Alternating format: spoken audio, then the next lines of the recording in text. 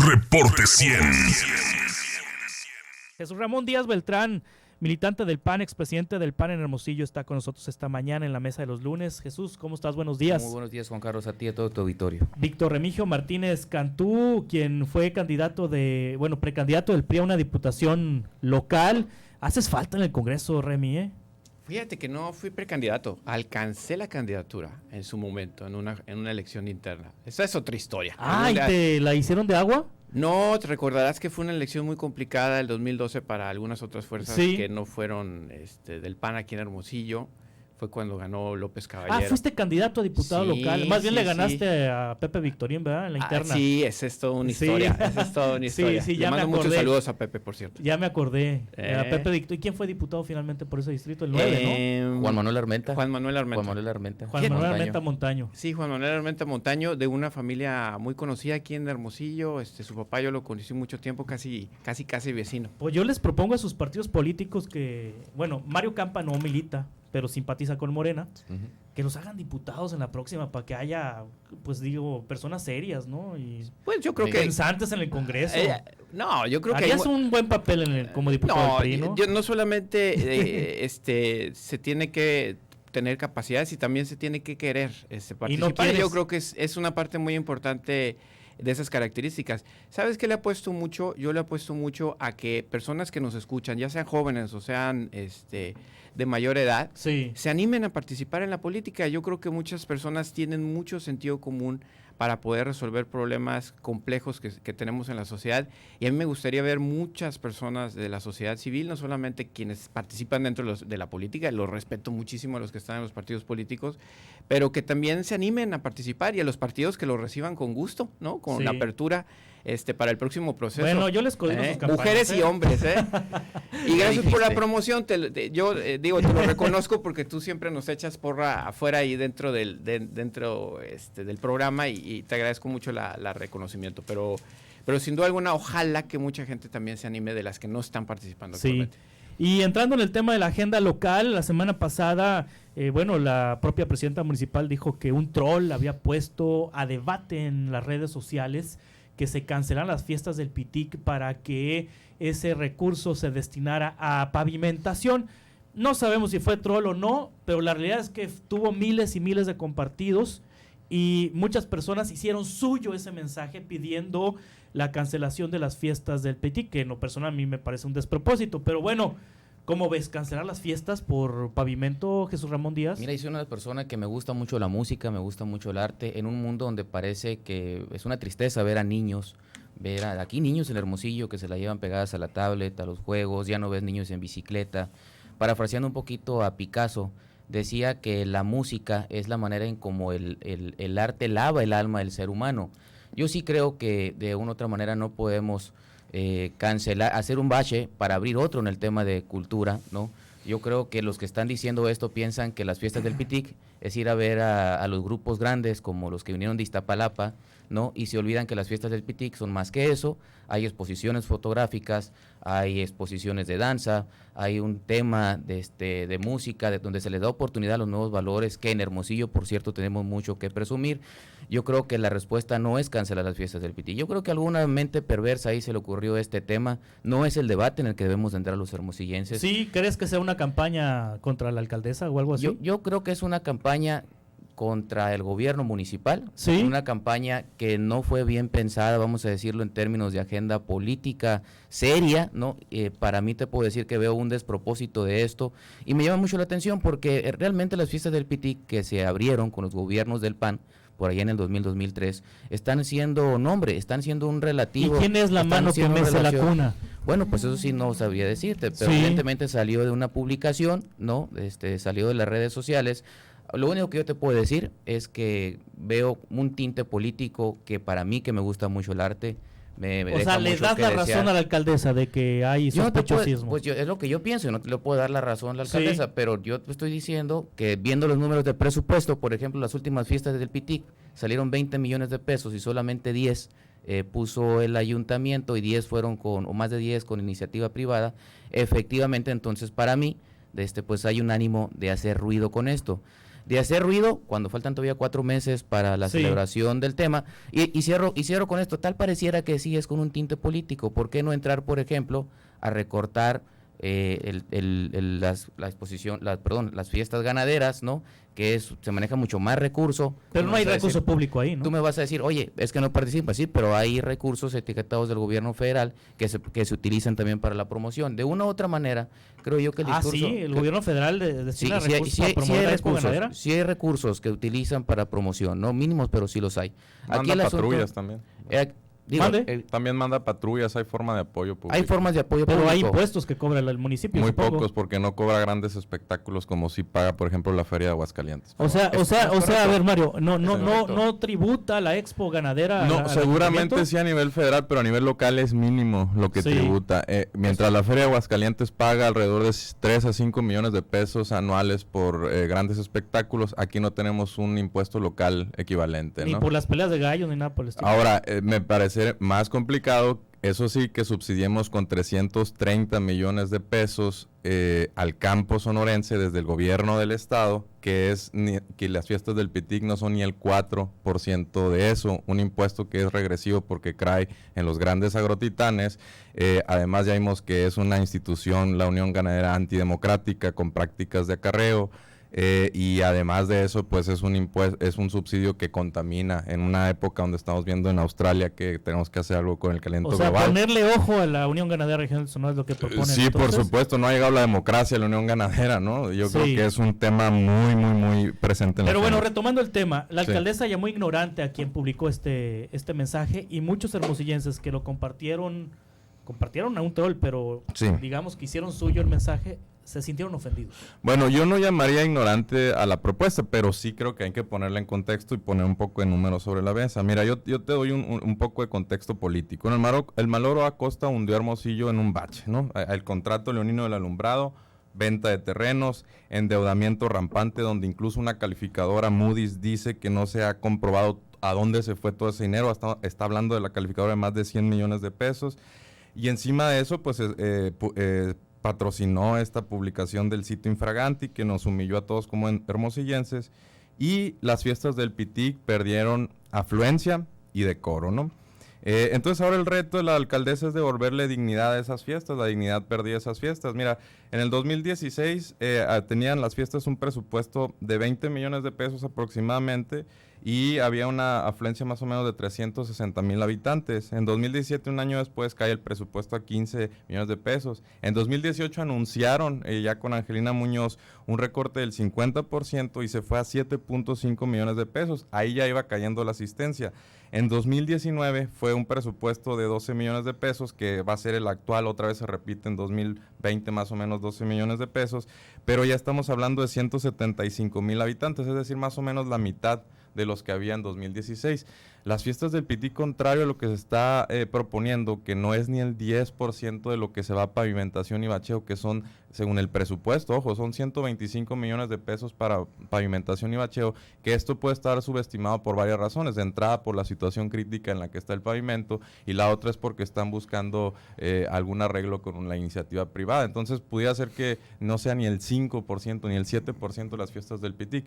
Cancelándolas, no arreglamos de fondo completamente la situación de las calles de Hermosillo, y en cambio sí le quitamos una oportunidad única quizá a muchas familias sonorenses que ni siquiera llegan a fin de mes y no pueden enviar a toda su familia a un espectáculo decoroso. Les quitamos esa oportunidad, ¿no?, de ir, porque no es únicamente un evento musical, hay gastronomía, hay otros eventos culturales, hay artistas locales, hay promoción de lo local, de un sentimiento además de pertenencia, ¿no?, y además de orgullo regional y local. Eso es lo que te da las fiestas del Pitic, ¿no? Se construye básicamente pueblo a través de este tipo de eventos. Sí, pero la gente quiere pavimento, Remy. Sí, y hay que tener cuidado con las guerras estas culturales, diría yo, ¿no? Manchadas de tintes políticos, que tiene que ver con lo que escucho yo aquí, ya es las fiestas del Pitic versus la Unión Ganadera, ¿no? La expo ganadera o ese tipo de discusiones. Yo creo que lo que tenemos que reconocer es que en efecto tenemos una ciudad que no corresponde al nivel de la población que tenemos, ni al parque vehicular, ni a la circulación que tiene, ni al potencial que tiene. Yo creo que nuestra ciudad de Hermosillo es una ciudad que ha venido creciendo de forma importante y que no tiene necesariamente la infraestructura que se necesita.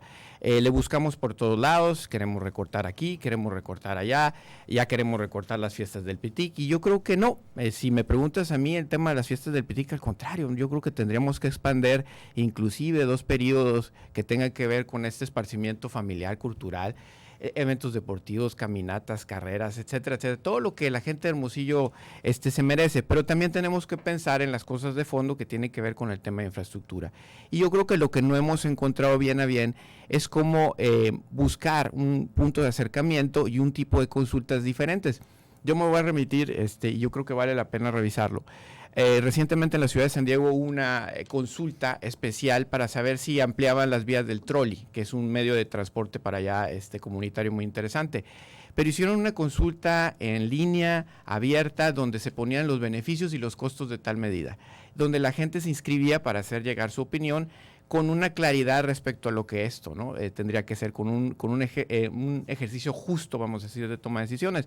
Y fue muy curioso, fíjate, Juan Carlos, porque en lugar de decidir los ciudadanos por más líneas de trolley, decidieron tener más vagones de trolley en las líneas que ya tenían actualmente. Entonces creo que podemos llegar a decisiones un poquito más claras respecto a esto y dejarnos de anclaje respecto a temas tan controversiales como tiene que ver aumento de impuestos o recortes presupuestales o diferentes decisiones que se hacen. Creo que la alcaldesa por ahí quiso deslizar una consulta, realmente no sé qué pasó con ello. Tenemos que regresar a estos esquemas o volver o construir esquemas que nos unen en una toma de decisiones de una comunidad que necesita estas obras, sobre todo cuando vemos una caída muy importante desde 2014 y no tiene que ver con los presidentes o los gobernadores, sino que tiene que ver con lo que los ingresos de México cayeron. Y luego entonces, todos estos años a partir de entonces los hemos resentido todas las ciudades. No es Hermosillo solamente, son todas las ciudades del país o que tienen problemas financieros importantes o que tienen ya una caída de infraestructura. Y estamos anclados en que nadie se puede mover ni para pedir prestado ni para aumentar impuestos. ¿Por qué? Porque el que lo haga le va a ir muy mal. Entonces, yo creo que de alguna otra manera tenemos que crecer de forma inteligente y no lastimarnos como hermosillenses en una discusión cultural sobre quién puede más, ¿no? Si los ganaderos o los de las fiestas del Pitic, ¿no? ¿Y los regidores, Jesús Ramón Díaz Beltrán, se querían o no se querían subir el sueldo? Dicen ellos que no. Pues tal pareciera que sí, después que no, ¿verdad? Pero mira, hilando un poco el discurso en la mesa, evidentemente tú qué incongruencia de parte de un regidor o del cuerpo de regidores el que era aumentarse el sueldo cuando hay necesidades básicas como el bacheo, como de infraestructura, ¿no? Donde se habla por otra parte, por parte de la autoridad municipal, de recortes presupuestales. A mí me da mucho gusto que si lo plantearon, que hayan reconsiderado, ¿no? O si estaban en otros temas que realmente hayan salido a decir, pues que no era así, ¿no? Sí, ¿lo presupuestaron, Mario Campa, el aumento de los regidores? Sí estaba presupuestado, porque si tú ibas a la partida en alrededor de 4 millones de pesos, que coincidía más o menos con un cálculo a grosso modo que se había hecho. En los sueldos había una partida. Prestación de servicios personales se llama la partida. O sea, sí se prepararon para actualizar, dijeron ellos, porque desde el trienio de López Caballero no le habían sumado las inflaciones. Sí, nomás que las sumaron todas de golpe, ¿no? En vez de sumarle un año, ¿no? Por así decirlo. Fueron 7 años de actualización, es lo que se quería hacer, ¿no? Lo querían mantener en lo oscurito y de repente, pues, el regidor Armando Moreno Soto regó el tepache y valió. No creo que haya sido así. Yo creo que lo que también nuevamente lo que tenemos aquí es que es un cuerpo colegiado importante que necesita ser revisado desde su conformación. Yo creo que poca gente pone atención a la conformación de regidores, pero saben que provienen de la misma propuesta de planilla de los ayuntamientos. Yo creo que una discusión interesante tiene que ver si este cuerpo colegiado del municipio tiene que modificar su origen de conformación a una conformación que tenga que ver con pertenencia territorial. Por ejemplo, en este caso, la presidenta municipal tiene de facto una cláusula de gobernabilidad importante porque tiene la mayoría de toma de decisiones con el número de regidores que se le asignan desde que ganó la elección. El resto son de representación proporcional. ¿Qué pasaría si tuviéramos regidores que son vamos así, representantes de diferentes zonas de la ciudad, y yo creo que la toma de decisiones sería un poquito diferente. Pero a los titulares del Poder Ejecutivo les gusta la unanimidad, ¿no? Fíjate qué curioso. Ahora que pasó el crédito de 1.300 millones en el Congreso, pues se celebró desde el oficialismo la unanimidad. Y me imagino que Célida también pues busca la unanimidad, aunque tenga la cláusula esta de gobernabilidad en los hechos, porque tiene mayoría de regidores. Pues.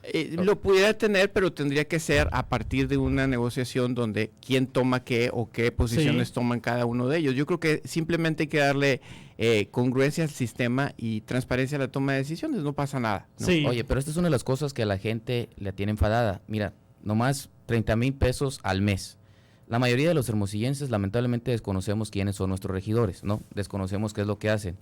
Una persona que trabaja en una iniciativa privada, ¿no? Que trabaja de 8 a 8, ganar 20,000 pesos, ahorita, en principios de 2020, está en chino. O sea, realmente la competencia en la iniciativa privada está complicado, y son personas como las que nos están escuchando ahorita, que van a su trabajo o que se están terminando de alistar para entrar a la oficina, que dicen: no puede ser posible que una persona, que un regidor que ni conocemos, ni que sabemos qué es lo que hace, que esté ganando 33,000 pesos, o que se pretendía ganar 46 o 48 mil pesos, sí. ¿No? El asunto aquí es que qué bueno que reconsideraron, ¿no? Y que la administración puede ser mucho más eficiente para esos 4 o 5 millones de pesos extra, que mejor pues se orienten a donde realmente se ocupan, ¿no? Sí, cerramos con Mario Campa. Sí, yo creo que hay muchas áreas de oportunidad en el gasto del gobierno, tanto del ayuntamiento como el gobierno del estado, que se tienen que explorar para canalizarle más dinero a los municipios, ¿no? Yo creo que hay que buscar también soluciones y no únicamente estar en la crítica. En el Congreso del estado hay un gasto muy opaco, ¿no? Donde incluso los aguinaldos este año fueron por $500,000 ¿no? Ahora que vino Pedro Ángel Contreras, yo lo estaba escuchando, bueno, el mundo según Pedro Ángel, donde todo es color de rosa, cuando el subsidio al listezón de los no derechohabientes a los derechohabientes sigue aumentando año con año, ya andamos en más de 200 millones de pesos. Decía lo de los subsidios a la ganadería, que son terribles a nivel mundial, 330 millones de pesos, ahí ya van más de 500 millones de pesos. Las fiestas del PITIC frente a eso no son ni el 2%, quedan totalmente opacadas. Si sumamos gastos en el Congreso, por ejemplo, en medios de comunicación, en servicios personales, en materiales, estamos hablando del 4º Congreso más caro del estado. Entonces yo creo que tiene que haber una reingeniería en el gasto, y además de eso, encima de eso, tenemos que hacer una ley de coordinación fiscal, que Sonora sigue siendo la única entidad que no tiene una ley o un código, sigue siendo un decreto desactualizado. Estamos usando los censos del año 2000, ciudades como Hermosillo, Nogales, San Luis Río Colorado, Puerto Peñasco y Agua Prieta, esas 5 en particular,